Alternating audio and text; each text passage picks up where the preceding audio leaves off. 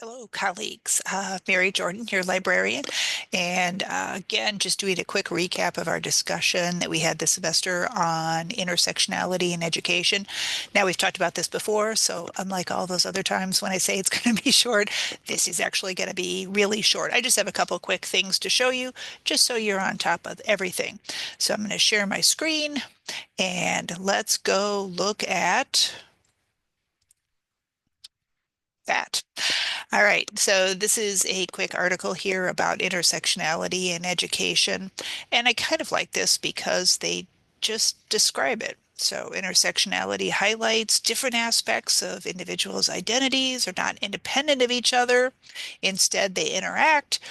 And as we're trying to think about, and I know everyone, we all work with students, it doesn't matter whether you're in the classroom or not, we all work with students every day, and we're always trying to figure out, how do I get through to them? How do I reach them?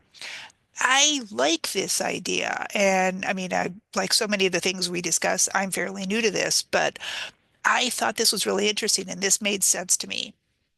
Our students are not just one thing. Our students are not just males, females, immigrants, natively born. It, they're all of those things plus 50 more. And I'm like, yeah, that makes sense. I like to think of myself as a multi-dimensional person with a lot of interesting things going on. And our students also like to think of themselves, I'm sure, as multi-dimensional people with many things going on. And I mean, we've talked about this a lot around the campus that our students, they have, their students and their parents, and they're working part-time, they're working full-time, they're on sports teams, they're involved in their church or their temple or their synagogue or what, so many other things. It's not helpful, I think, for them.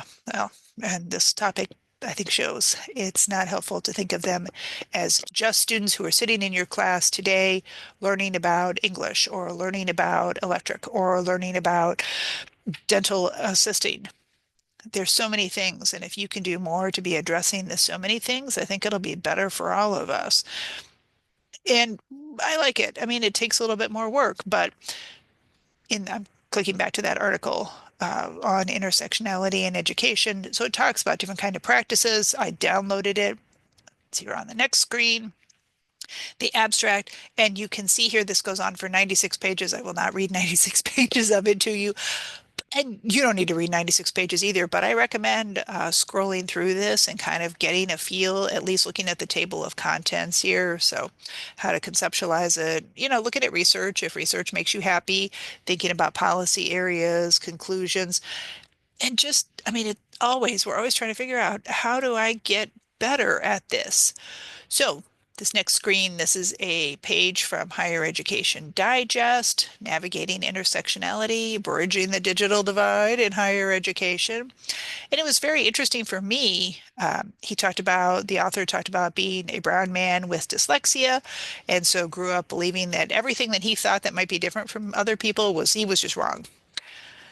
Yeah, I can see how that happens. I'm not a brown person, not a man, don't have dyslexia, but I get that, and that those things intersecting produce a very different educational experience than the one that I had. It's worth thinking that if he and I were both sitting in a classroom as instructors, you need to reach us both. So speaking to our different intersectionalities are it's going to be important, difficult, but important. It's important to keep trying. So, as I always like to do, because I am the librarian, this is the library. I do like to just make sure I show you here are all the resources in the catalog here at SETCC. Again, I just did the very basic search. I typed intersectionality in education. Is that the best search? I don't know. I've been really stressing to the students lately, searching the catalog is vibes. It's vibes, not science. So as long as we get some interesting results, that's what matters. Now from this, we got 3,890 results. I'm going to call that interesting. You could swing over to the left side of the screen, click on subject, and maybe click on any of these that seem interesting. So, oh, here's intersectional framework.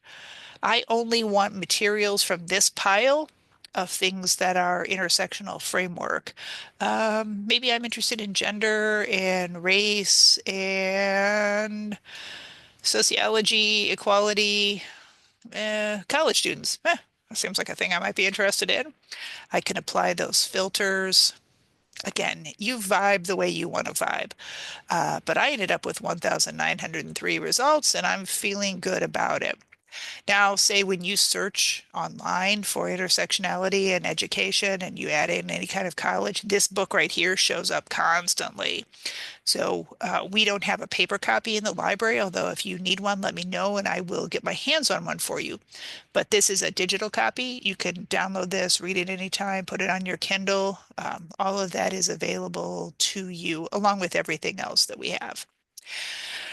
All right. So I said it was going to be quick. I meant it this time.